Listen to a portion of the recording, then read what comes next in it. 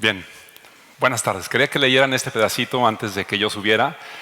Este pedacito es un extracto de una entrevista con Luis Manuel Otero, un activista cubano, que después de 30 años de vivir el régimen más opresivo para quienes querían transformar las cosas en Cuba, fundó el Movimiento San Isidro. El Movimiento San Isidro es un colectivo de artistas que decidieron volver a salir a las calles en un contexto de total adversidad, en un contexto de criminalización, de encarcelamientos, de injusticia, como no lo hemos vivido ninguno de nosotras, de nosotras. Este es un ejemplo de cómo el arte es un motor de transformación.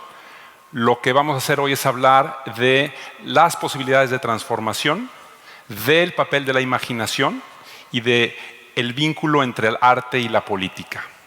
La idea es ponernos creativos, pero antes de ponernos creativos, creativas, es entender cómo es que el poder realmente puede transformarse a partir de la imaginación.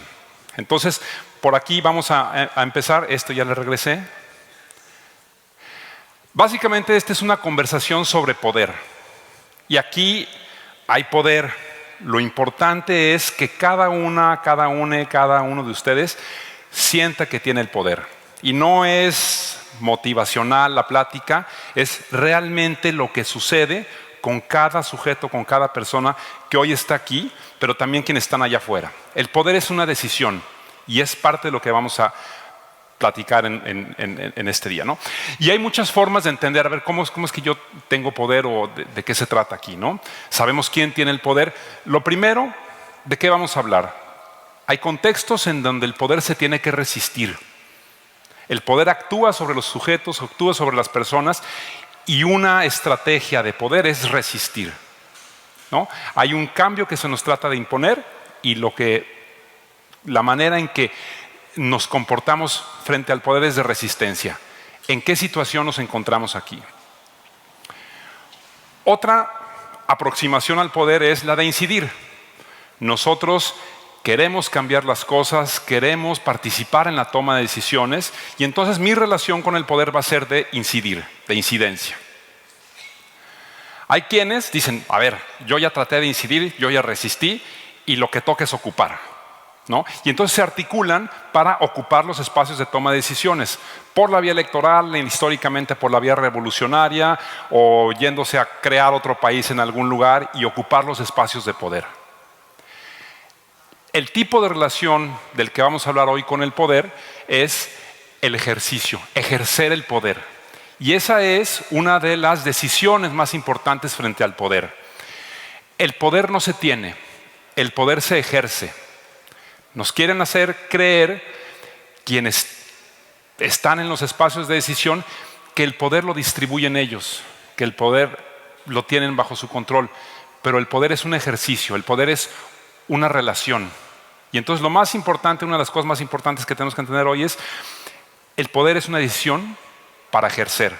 Y aquí una de las cosas más importantes que les voy a decir también, les voy a decir muchas cosas importantes, pero el artículo primero constitucional, el que ordena toda la acción del gobierno, de todos los gobiernos en este país, les da el mandato a cualquier persona que participe en la estructura del Estado a garantizar, promover y respetar los derechos.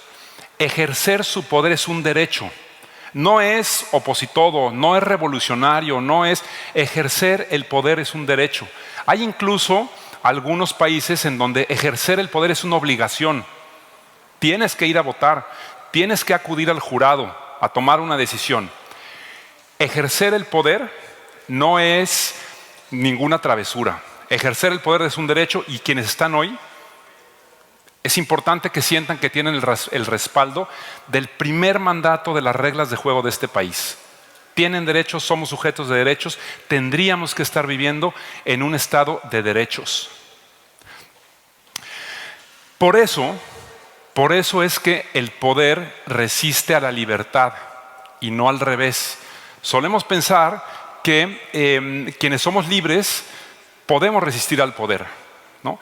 La libertad que tiene cada uno de nosotros, la libertad de ejercer el poder, es una cosa que es resistida por el poder, ¿no? Y entonces hay una operación explícita y concreta para desempoderar, porque quienes usan el poder lo quieren conservar porque realmente es muy a gusto tener el poder, ¿no? Pero pensar en esto, quienes se están resistiendo son ellos, la libertad es nuestra y el poder es quien resiste la libertad. Entonces, la libertad es otro de los derechos que están garantizados en la Constitución y es el primer mandato que tienen ellos para respetarlo. Entonces, no nos estamos peleando todavía, simplemente estamos reconociendo quiénes somos, pues, en este juego del poder. Una de las cuestiones importantes en la operación de ir formándonos una idea del poder es que el poder es monolítico. El poder está ahí, es una corona, es hegemónico, redondo, directo, impenetrable, inquebrable. Esa es una de las, digamos, de las narrativas que nos hace pensar que no hay nada que hacer frente al poder. Sin embargo, sabemos que el poder, ¿no?, está sustentado, está cimentado en el voto popular, en las decisiones populares, en los impuestos, ¿no? No hay un dirigente que pueda convencer a un pueblo si no hay audiencia, ¿no? Así como los consumidores son quienes tienen el poder frente a las compañías de tomar decisiones de consumo o no.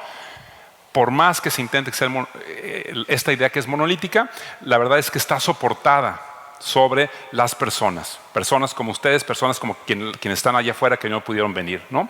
Entonces, a final de cuentas, estas columnas que soportan el poder, que pueden ser la educación, los medios de comunicación, la policía, las empresas, nos explican que el poder no es monolítico, necesita de muchas operaciones y de muchos pilares para sostenerse, ¿no?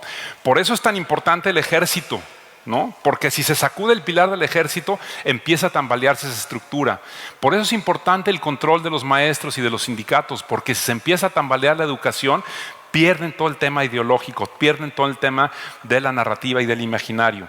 Por eso es importante la burocracia, porque sin burocracia no funcionan los gobiernos.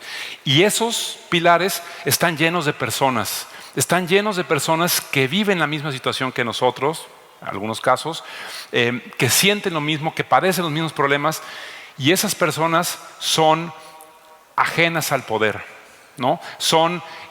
No están programadas y codificadas, son seres humanos también. Entonces empezamos a identificar algunas grietas, algunas posibilidades de entender un bloque monolítico, a entender que aquí hay operaciones, que aquí hay posibilidades, que aquí hay caminos, que aquí hay estructuras que sostienen el estado de las cosas, ¿no? Entender esto es importante porque de nuestra comprensión del poder depende nuestra estrategia de acción. Aunque creamos que no tenemos una definición del poder, si nosotros estamos calculando, voy a hacer esto para transformar el poder, tenemos ahí una comprensión del poder, tenemos una hipótesis, una teoría de cambio. Entonces, por eso es importante, antes de lanzarnos a ser creativos, creativas, entender cuáles son las estructuras que queremos transformar. Y esta es una forma muy simple de representar esas estructuras. Durante mucho tiempo, y como se veía en el ejemplo de Cuba, Cuba es un régimen que todavía usa el poder del Estado para silenciar, ¿no?, para callar, para oprimir. Ya en pocos países, digamos, ya se ven mal las dictaduras, pues antes era la norma, ya ahorita no está tan cool ser dictador. Sin embargo, sigue habiendo operaciones muy pensadas, muy diseñadas para justo evitar que la gente ejerza su libertad y ejerza su derecho, ¿no? La dominación de las personas y de las mentes empieza por dominar el imaginario, ¿no?, y dominar la narrativa, dominar la cultura. Entonces ya no es necesario silenciar, ya no es necesario agarrar al que está ahí afuera y encerrarlo. Ahora basta con etiquetarlo. Si es fifí, si es chairo, si es aquí, neutralizan cualquier acción poniéndonos una etiqueta. Entonces, por eso es tan importante el lenguaje, por eso es tan importante el plano cultural en la política. Y hoy justamente queremos pensar en transformaciones de la política, de lo público, desde lo cultural. Lo que en algún momento de la historia, todo el conocimiento y toda nuestra comprensión del mundo empezó a dividirse, a partirse, ¿no? Esta es la raíz griega que habla precisamente de esta división, que está en las disciplinas, ¿no? El conocimiento se empezó a partir para poder entenderlo mejor, que está en la separación, que está incluso en la ciencia. La ciencia significa analizar el mundo en pedacitos para poderlo entender. Entonces se han ido cortando, se han ido perdiendo la perspectiva del todo, ¿no? Y la división es la principal operación de la modernidad para separarnos, para individualizarnos. Entonces ahí es como hemos perdido lo colectivo y hemos invisibilizado, los lazos que nos unen. Esto ha sido una operación, digamos, de un paradigma de entender las cosas, ¿no? Y entonces estamos como en la esquizofrenia, perdón, está mal escrito, pero es que es la raíz así. Entonces nos hacen pensar que estamos separados, que no dependen las cosas de uno de otro, que una cosa no tiene que ver con otra, pero al final de cuentas la realidad nos dice que todo está interconectado, ¿no? Que todo está relacionado, y ese es el principal reto: cómo mostramos la manera en que estamos conectados, en que conformamos un todo, en que conformamos una comunidad, una colectividad, y en que somos interdependientes. No somos individuos que en lo aislado pueden triunfar o fracasar. Es un proceso de interdependencia con muchas condiciones alrededor. Ese es un tema importante. Y entonces este imaginario, ¿no?, en donde nos dicen todos estamos separados, todos estamos divididos, esta idea del divide y vencerás, que realmente opera, que realmente se aplica, quiere capturar la forma en que nosotros evaluamos las posibilidades. Y esto se los voy a decir muy rápidamente, pero los antropólogos, los sociólogos han coincidido en que el mundo funciona, la sociedad funciona de esta manera, ¿no? Todo lo que existe se ha imaginado. Todo lo que existe que es creación humana ha sido imaginado. El dinero, el gobierno, las guerras, todo ha sido imaginado. Y ha ido formando patrones de relación que forman las instituciones. Pero así como ha sido creado, puede ser transformado. Entonces nuestra imaginación nos permite crear lo que tenemos, y hay, digamos, la institución lo que busca es fijar lo que existe y negar la dimensión instituyente de la sociedad. Esta es la palabra más complicada que vamos a ver hoy, entonces no se preocupen. Entonces, la dimensión instituyente es esa fuerza de la imaginación que está constantemente creando, y es la fuerza de la libertad que está dándonos y abriéndonos posibilidades. Pero está peleado con lo instituido, con la institución. La institución es una estatua. Quiere congelarnos ahí al señor en caballo, y ese es el poder, y ahí no le muevan. Quiere estatuizar la realidad. Pero todas las sociedades cambian, se transforman a partir del imaginario de posibilidades. Si nosotros seguimos practicando, ejercitando el imaginario instituyente, es que podemos romper los muros, las barreras, las estatuas que nos quieren imponer para mantener un orden. Entonces, la imaginación ha cambiado el mundo, la imaginación instituye, crea nuevas instituciones, y es un proceso dinámico y permanente. Nada es fijo, no hay mal que dure 100 años, y la fuerza de la transformación está justamente en las relaciones entre personas. Entonces aquí voy a avanzarle, si puedo. No, pero estoy picando otro. Entonces, ¿cómo transformamos esto? Y aquí es donde es importante que ustedes se vean, y ya voy a terminar, no sé cómo voy de tiempo, pero ahí voy. Normalmente vivimos en una institución. Vivimos en una institución social, relacional, oficial, etc. El primer paso, cuando esa institución no responde a lo que necesitamos, es la disrupción. Nos salimos. Yo no soy parte de eso, yo no quiero reproducir esa institución, ¿no? Ese es el proceso de disidencia, es el proceso de separación. Entonces, el proceso de disrupción. La disrupción es dolorosa porque dejamos de lado algunas cosas, pero el primer paso para transformar las instituciones que queremos transformar y que están haciendo un esfuerzo por mantenerse y por sostener un orden es la disrupción. Cuando damos el paso de la disrupción, nos podemos quedar ahí medio solitos, medio solitas, en un espacio de autonomía.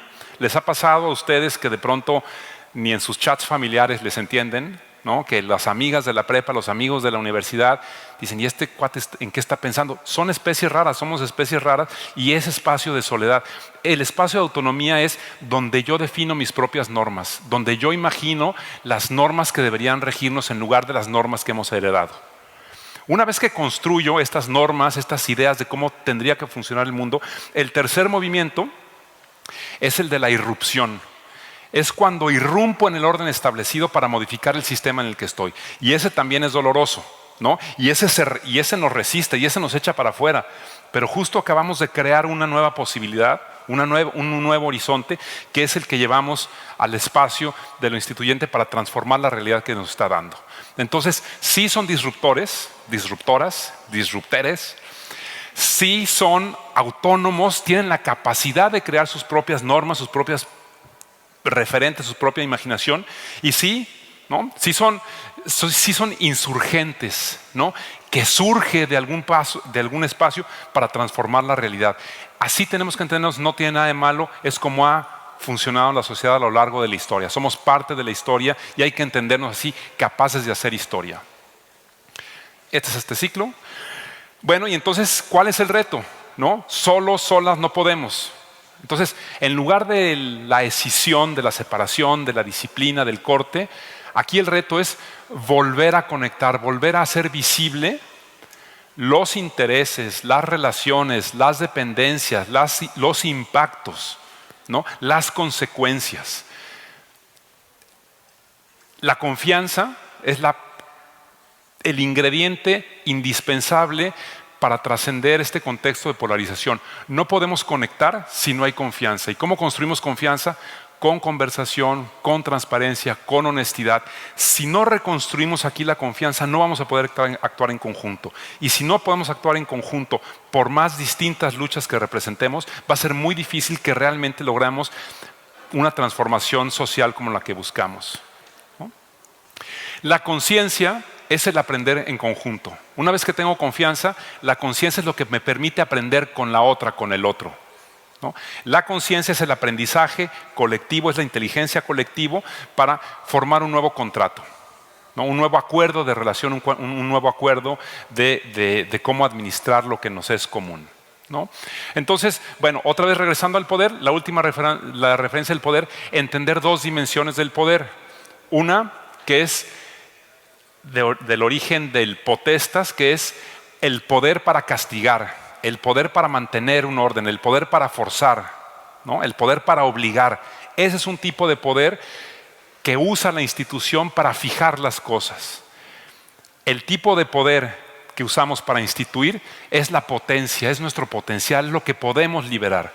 Ese es el tipo de poder que queremos hacer, el que queremos desarrollar, el que queremos usar, el que nos permite alcanzar nuestro potencial, desarrollar nuestro potencial para transformar, para crear, ¿no?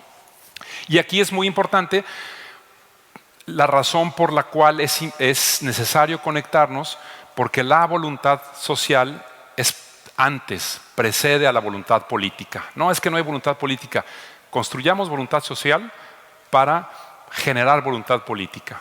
Esa es una de las razones. Bueno, ¿y cómo creamos esto? ¿No? ¿Cómo recuperamos el sentido de lo común? ¿Cómo recuperamos el sentido común? Entre más desiguales seamos, más distintas realidades vivimos y más espacio común perdemos. ¿Cuál es el espacio común? ¿Cuál es el sentido común? ¿Cómo reconectamos eso que nos emociona en conjunto, que nos indigna en conjunto, que nos emociona, que nos motiva en conjunto?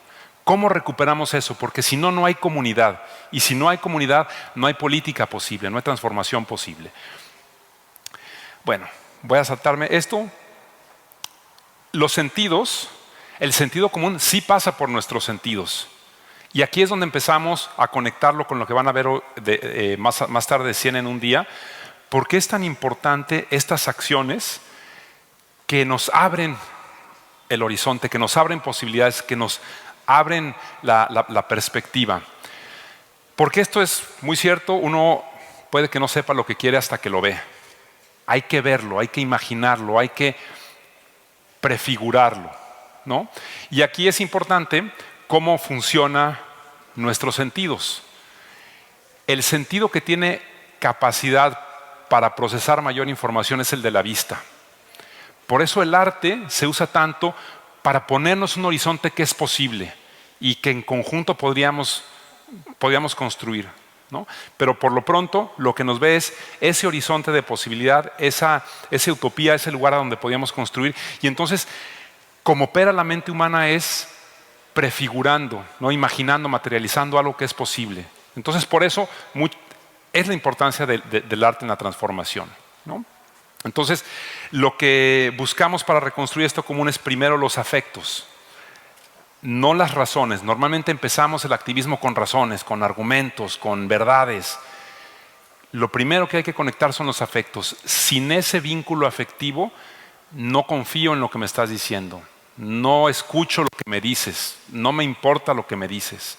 Sí pasa mucho por trabajar con las emociones y los afectos antes de trabajar con las razones. Eso viene un poco después. Y bueno, aquí esto que les muestro acá es un poco nuestro proceso que vimos en el activismo cuando cada organización que estábamos reunidos hace ya un buen tiempo, nos sentíamos solos porque nadie se sumaba a nuestras luchas. Cada quien tenía su lucha, ¿no?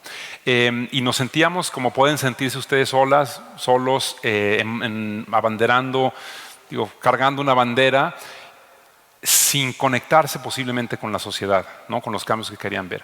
Bueno, lo que hicimos es tomar a 10 organizaciones, a 10 personas de ustedes y empezar a identificar los vínculos que había entre ustedes. De 10 personas, de 10 organizaciones, logramos identificar 22,000 vínculos. Están ahí, hay que hacerlos visibles, ¿no? Y esto lo que nos dijo es imposible pensar que todas y todos estos van a estar de acuerdo para impulsar una sola causa. Lo que concluimos es que la diversidad es la verdadera fuerza. Antes solíamos pensar que la fuerza la daba la unión y entonces teníamos que unificar visiones, unificar estrategias, unificar tareas, todos haciendo la misma cosa para tomar el palacio. Hoy sabemos que entre más diversas sean las luchas, mejor se complementan. Que en la medida que alguien logre atacar un frente, ahí va a haber alguien de ustedes, alguien de nosotros, ¿no? Que por más distinto que sea en el territorio, en el lugar en donde pase algo, va a haber alguien como ustedes levantando la voz. Y esa es la verdadera fuerza de transformación. Entonces, hoy sabemos que la revolución, la transformación, no es algo que ocurra en un solo momento, en una acción, con una sola operación coordinada. La transformación, la revolución, tiene que suceder en todas partes, todo el tiempo, y por eso es que todas y todos nos necesitamos. Y ahora sí ya me extendí, pero lo importante es entendernos, como estamos aquí, como un movimiento. Un movimiento, en un movimiento caben distintos episodios, distintos momentos. Esto puede ser una línea histórica, ¿no? Lo que pasó con esos artistas cubanos que pareciera que estaba totalmente desconectado por 30 años, al final se rastrean con eventos y aprendizajes previos. El movimiento abraza diferentes causas, diferentes estrategias, diferentes liderazgos, diferentes apuestas y se complementan, ¿no? Entonces, esa complementariedad es una de nuestras principales tareas que tenemos aquí. ¿Cómo reconocemos que lo que está haciendo ella es importante, que lo que está haciendo ella es importante? Y no solamente por lo que importa para ella, sino por lo que pasa con nosotros. Estamos transformando las relaciones de poder, estamos transformando las dinámicas de poder y por eso es que nosotros promovemos mucho la idea de entendernos como movimiento, no como organización, no como una protesta, sino como muchas protestas, muchas organizaciones, muchos liderazgos y muchas apuestas, muchas grietas que al converger logran derribar los muros del sistema, ¿no?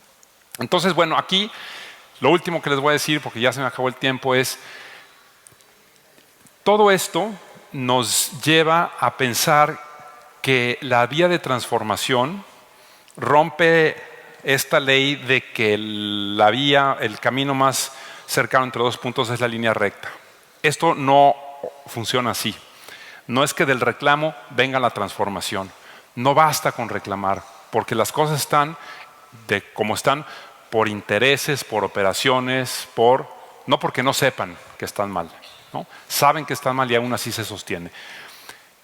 La transformación viene de, a partir de un reclamo, generar evidencias, multiplicar las grietas en la narrativa, generar alternativas, articulaciones y eventualmente, en la medida que esto se fortalezca, esto termina transformándose, ¿no? Entonces, son operaciones concretas y nuevamente es la razón por la que todas y todos nos necesitamos. Entonces, la performatividad que nos da el arte, que vamos a ver más adelante en estas acciones, la performatividad nos da la idea de lo que puede tomar forma, ¿no? De lo que puede preformarse. Entonces, por eso hay que inventar y crear en pequeño aquellas cosas que queremos transformar. Finalmente, la receta, ¿no? a la que se ha llegado después de estudiar más de 300 movimientos sociales, cómo se organizan, cómo actúan, tiene mucho que ver con estas tres operaciones. Actuar en pequeño para llamar la atención, atraer y a partir de ahí reclutar, sumar aliadas en nuestras acciones, después entrenar para volver a actuar, para volver a reclutar, para volver a desarrollar capacidades. Las acciones que emprendamos, si las dejamos solamente en performatividad, sin diseñar estas vías de conexión y este desarrollo de conciencia, son simplemente acciones que se pierden en el tiempo. Y aquí voy a terminar con un ejemplo de cómo se pone esto en práctica y ya conectándolo con lo que viene. Digamos, este es en Guadalajara nuestra banqueta tradicional. Está muy instituido que esta es la banqueta. En nuestro imaginario ahí está, ¿no? Vemos esto, sabemos que es banqueta. Nosotros, a partir de este símbolo, nos propusimos transformar espacios públicos en distintas partes de la ciudad donde no había espacios públicos. Y en el espacio de autonomía inventamos un dispositivo. El dispositivo es un palo de escoba, una tabla, esponjas cortadas en cuadritos, esponjas de lavar cortadas en cuadritas y pintura rosa. Y lo que hicimos fue ampliar las banquetas. Con ese sello fuimos construyendo nuevas banquetas, dándole a la gente la posibilidad de imaginar qué pasaría si crecemos aquí la banqueta, si ampliamos aquí la banqueta, ¿no? Al final, ya la realidad, ¿no? Termina siendo habitada, vivida, a partir de una idea, de una referencia muy concreta. Finalmente, estas banquetas se ampliaron y el templo, que era uno de los pocos espacios públicos en la zona, ya tiene un atrio, ya tiene un espacio de convivencia, ya es mucho más seguro para las niñas y niños que circulan por ahí. Ejemplos como estos hay muchos, ¿no? Pero justamente la idea es cómo, a partir de lo conocido, le damos un nuevo significado, ¿no? Y abrimos posibilidades para imaginar, para pensar, etc. Entonces, esto solo sirve de preámbulo para lo que vamos a ver más adelante. Y hay mucho que podamos platicar, quizá en la sesión de networking, pero pronto yo aquí lo dejaría. Muchas gracias.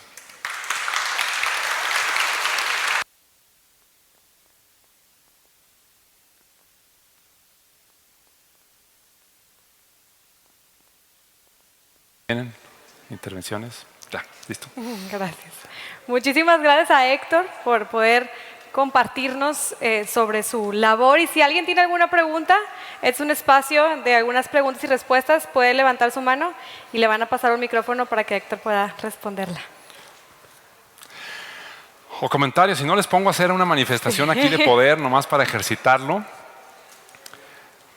Mientras alguien se anima, Héctor, ¿pudieras comentarnos un poco más de reflexiones que han tenido o algún ánimo que pudieras también darnos? Mira, aquí por aquí hay algún comentario y ahí hay un micrófono circulando. Disculpa, ¿la imagen de los cuadritos dónde fue?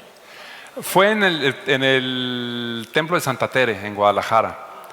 Es un templo pues, que sí, no tenía atrio, tiene mucha gente y entonces pues era muy peligroso sobre todo para las familias, ¿eh? Aquí en Monterrey nunca han hecho... No, señor, aquí en Monterrey quienes van a hacer esto son todas estas personas que están aquí. Sí. No, bueno, es que sí se ve, o sea, le digo a mi mamá, se ve el cambio definitivamente. No, o sea, se ve distinto, o sea, es otra diferente. Claro. Acá le gustaban las matitas, por eso digo. ¿Dónde están esas matitas? Y luego por acá. Oye, pues yo quisiera felicitarte porque tienes muy claro el tema. Yo he estado también allá en Guadalajara mucho y obvio que todo lo que me cuentas y todo lo que platicas, me queda claro que en el escenario de este nuevo gobierno que has tenido ahí en Guadalajara ha sido dificilísimo de hacer porque se ha manejado pues un estado con mucha violencia, con muchísimos problemas de prevención y sobre todo el tema de las adicciones, que es ahorita un tema que estamos retomando en todo el país, ¿no? Pero sí quisiera comentarte que muchísimas cosas creo yo que ya en Nuevo León estamos trabajando, hay muchísimo de lo que tú nos muestras. Creo que el ver lo que acabas de mostrarnos nos hace ver que vamos por buen camino, que creo que solamente tendremos que ir encaminando esfuerzos y materializando, porque digo, hay algunas cosas que mostraste aquí que se están haciendo aquí, muy parecidas, con el mismo sentido, que a lo mejor no le habíamos puesto atención, que iban en ese camino, ¿no? O sea, a veces vamos ya en el camino y no sabemos qué es la autopista. Pero hasta que nos cobran, ¿no? Cuando ya dicen, esta vale 300 pesos la autopista, ya te das cuenta que vas en la autopista y no en la libre. Entonces yo creo que pues ojalá y podamos seguir teniendo este acompañamiento, esta cercanía para que podamos construir y destruir y disruptir todo lo que tengamos que disruptir, porque pues los grandes cambios siempre vienen con grandes movimientos, ¿no? O sea, y con oleajes fuertes, ¿no? Para que luego podamos ir a las aguas mansas. Gracias. Muy bien, gracias. Por acá había otro comentario y sí, que fluya así un poquito, si quieren. Mencionabas que la diversificación entre los mismos organizaciones no lucrativas hacen que podamos hacer un cambio. Entonces, ¿cuál es la propuesta que ha hecho Guadalajara para unir a todas las organizaciones sin fines de lucro para la sociedad, que nos puedas aconsejar para que Monterrey también pudiera hacerlo? Porque el tratar de juntar a todas las organizaciones y tratar de luchar por un bien común, se escucha bonito, ¿verdad? Pero es algo complejo. Sabemos que cada quien quiere tener su propia actividad, cada quien quiere tener su propia forma de pensar, ¿verdad? Pero ¿hay alguna receta, alguna red social que ustedes han fortalecido para que Monterrey también pudiera tratar de llegar a hacer algo como ustedes? Sí, ahorita no sé, por acá algún otro comentario ahí.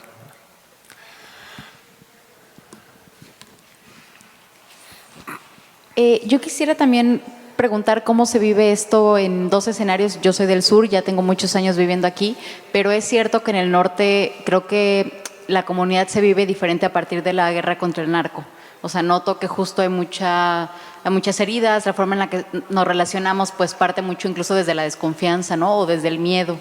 Entonces quisiera preguntar un poco cómo se vive todo esto a partir de un escenario tan violento que en muchos estados de nuestro país se dio, y también post pandemia, porque siento que justo la pandemia a muchas personas les ha costado como ir reconectando con las unas y los otros. Hay todavía miedos y eso también siento que nos aisló de las personas, por ejemplo, adultas mayores, ¿no? Y entonces cómo hacer que esto sea también intergeneracional, que es pues la única manera en que realmente sea diverso, ¿no? Así es. A ver, empiezo por aquí en lo que se animan otras manos. Sí, aquí hace mucho calor, ¿no? Y eso le agrega complejidad. Pero, a ver, quiero empezar con algo que dices también. Se han analizado muchos ejemplos de transformación en todo el mundo a través de la historia, y a mí me parece raro este dato, pero los movimientos y las acciones no violentas son 35% más efectivas que las acciones violentas, son más duraderas. Entonces, hay todo esta lógica de acciones no violentas, sí muy claras en su denuncia, ¿no? que desnudan prácticamente al poder, ¿no? Pero en su naturaleza son no violentas. Por ejemplo, esta experiencia de activistas en Cuba, ¿no? Un artista se arrastraba con una piedra amarrada por todas las calles de La Habana. Eso no es delito, ¿no? No está violentando a nadie, pero todo mundo relacionaba esa acción con la demolición de un edificio que era para beneficencia pública y se hizo para otros propósitos. Entonces, hay realmente una gran gama de posibilidades para la acción no violenta, por lo tanto no confrontativa y por lo tanto menos conflictiva con el crimen organizado, que ha cambiado la vida de nuestros barrios, ¿no? Entonces, sí, en Guadalajara hoy, en Jalisco, estamos en un escenario muy adverso de crimen organizado. Trabajar en los barrios se ha vuelto muy difícil, pero hay vías justo no confrontativas, no de denuncia, que abren posibilidades, ¿no? Y esas posibilidades están ahí para quienes son del narco y quienes no son del narco, ¿no? Hay mucho campo de acción. No estamos armados, no podemos emprender una guerra, no podemos detener eso, pero sí podemos poner la atención en otro lugar, y eso es un poco lo que ha pasado, ¿no? Y conectándolo aquí con estos espacios y con lo que dices de la pandemia, realmente es bien importante volver a encontrarnos. Los afectos, aquí se pueden construir afectos, y a partir de esas líneas afectivas fluyen emociones. Si no, no fluye. Si no hay afectos, si yo no te reconozco la cara, la voz, el sonido, el rostro, la expresión, bien difícilmente me voy a conectar contigo como ser humano, pues. Entonces, posibilitar los afectos, este es un espacio de posibilidad, hay que aprovecharlo, y aunque sea para proyectar una película, aunque sea para escuchar un disco, aunque sea para probar unas nuevas palomitas, no sé, la posibilidad de volvernos a encontrar en el espacio público es fundamental después de la pandemia, ¿no? Y ahora conectándolo con esto que dices, no hay una unión explícita, pero el reconocernos, el haberlos escuchado, ¿no? En italiano, no sé si habrá alguien aquí italiano, porque si me va a echar la cabeza porque yo no hablo, pero escuchar es sentir. Si ya te sentí, si ya I feel you, si ya te vi la cara, puedo confiar más en lo que haces. Necesitamos muy distintos tipos de liderazgo. Necesitamos el liderazgo combativo, necesitamos el liderazgo conciliador y el reformista, el que sí se sienta a la mesa. Pero nunca hubieran puesto la mesa si él no hubiera gritado tan alto. Entender que somos complementarios, ¿no? Entender que nos complementamos y reconocer que cada quien tiene derecho a hacer una apuesta según la lectura de la realidad. Ese reconocimiento es más importante que un acuerdo de todos juntos en una mesa, porque ahí sí nunca lo haríamos. Entonces, encontrarnos, reconocernos, entendernos, que la transformación que está buscando de una forma tiene una lógica y eventualmente está conectada de manera ecosistémica con lo que nosotros queremos transformar. Entonces, parte de eso, conocerse, reconocerse, entenderse. La diversidad, como te decía, entre más luchas, entre más apuestas haya, más se gana, porque se está ejerciendo el derecho de transformar y de moldear la realidad, ¿no? Y finalmente, pues sí, el problema, a lo mejor no preguntaste esto, pero yo lo caché así. El problema de un proyecto político que se llama Movimiento Ciudadano es que nos hace pensar que ahí está el movimiento, ¿no?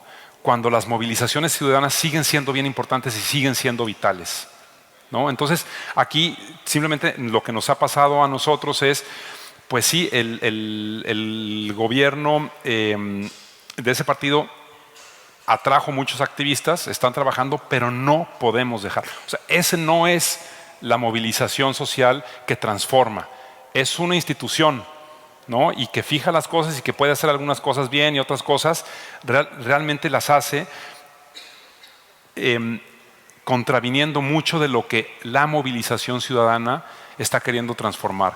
Entonces, por más que se llame el Partido Libertad, no podemos delegar la libertad allá.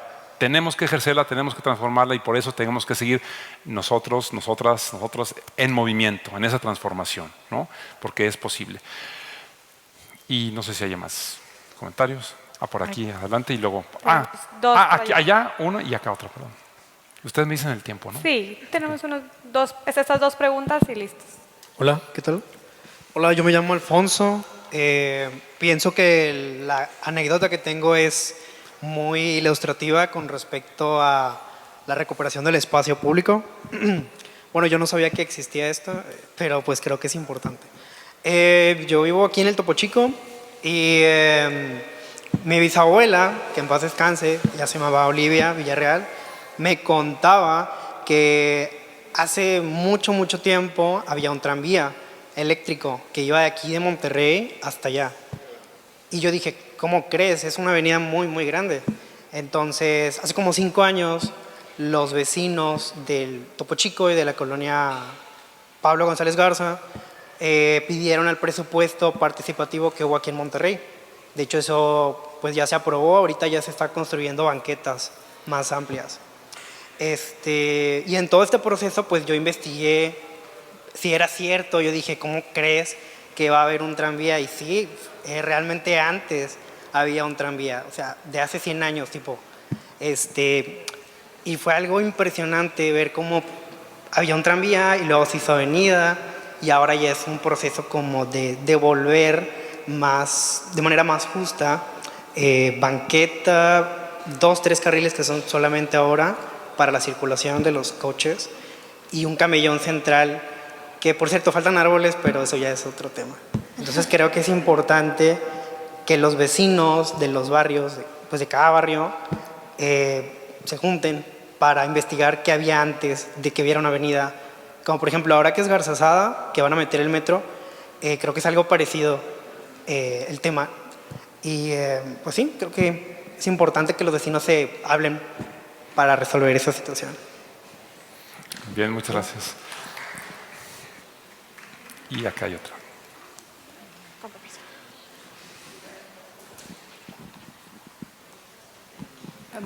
Buenas tardes. Yo nada más me voy a permitir información a quien preguntaba por qué no nos unimos. Si eres asociación de beneficencia privada, como en nuestro caso, está la Junta de Asociaciones de Beneficencia Privada aquí en el Estado. Entonces nos podemos unir y es a nivel nacional también muy fuerte la unión que está en México. Si estamos unidos según rubros, nosotros atendemos personas con discapacidad, o ancianos, o mujeres, o niños. Hay los rubros también para unirse. Nada más. Muchas gracias. Bien, muchas gracias. Vamos a la última pregunta. Gracias.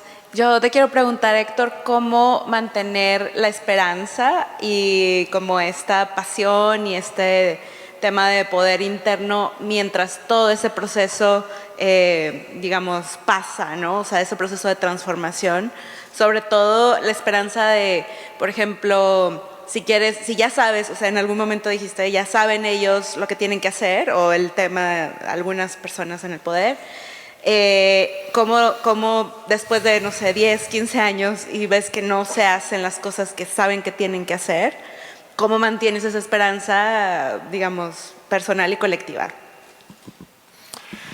Yo creo que esa es una de las cosas más importantes. A ver, en lo personal, tú defines una dosis que puedas sostener en el tiempo, ¿no? Todo esto se hace de excedentes, porque todo el mundo está obligado a trabajar, todo el mundo está obligado a mantenerse, a resolver la comida, la ropa, la lavandería, pagar el gas, etc. Y esos pequeños excedentes, conectándolos, hacen una fuerza mucho más amplia. Entonces, define cuál es el nivel de energía que le puedes asignar, sosténla en el tiempo, y esos excedentes son los que te van alimentando. O sea, el análisis de los movimientos sociales siempre tiene una caída, siempre tienen un retroceso y siempre tienen una subida. Sí es cíclico. Entonces hay que estar ahí para cuando vuelva el levantón de la ola, poder ir con ella y mientras sostener el nivel de energía que tú quieres. Entre nosotras nos damos fuerza. Y eso realmente nos alimentamos y nos inspiramos, porque mientras tú estás abajo, puede que alguien esté arriba y eso contagia, y eso anima, y eso te ayuda a dar el siguiente paso. Porque sí es bien frustrante este negocio de imaginar las transformaciones, pero somos optimistas, ¿no? Y eso es también lo que nos mantiene. Nos dicen que opositores, enojones, pesimistas. Si estamos en esto es porque somos optimistas de que las cosas pueden cambiar. Entonces, ese optimismo conectado con más optimismos es lo que mantiene vivo este proceso de transformación, el hilo de la transformación, el hilo de la historia, ¿no? Y con relación a las uniones, sí, hay distintos niveles de uniones. O sea, yo me uno con otros para firmar un comunicado, pero ya. No voy a formar una red o una coalición y un club de amigos. No. O sea, también tiene que ser muy flexible y de distinta intensidad las posibilidades de reunirse, ¿no? Hay organizaciones que forman redes que tienen trabajando mucho tiempo y hay otras que pues firmó este comunicado y ya, ¿no? O se apareció ahí en la protesta o en la petición y ya está, ¿no? Y pues sí, escuchemos a las generaciones, escuchemos cómo era antes, lo que hemos perdido, no necesariamente para regresar al pasado, sino para recuperar esa posibilidad de vivir más allá de las complejidades, comunicarnos más allá de las tecnologías que hoy tenemos, pero también usarlas a nuestro favor. Entonces, pues bueno, yo les agradezco, me entusiasma mucho verlos, me entusiasma ver este espacio y creo que pueden pasar muchas cosas si nos la creemos, que tenemos el derecho de ejercer el poder, que ese derecho está reconocido en la Constitución y que sí se ha movido la historia, ¿no? Y que quienes estamos aquí estamos decididos a transformar de alguna manera, aunque sea muy en una pequeña escala, esa historia y no quedarnos con reproducir lo que nos han dado, lo que hemos recibido, porque pues nunca se han quedado las cosas como una estatua, ¿no? No somos estatuas y la idea es seguir avanzando, seguir imaginando y usar esa imaginación para la transformación. Pues muchas gracias, siguen más cosas. Gracias, ¿no? Héctor, muchísimas gracias. Gracias.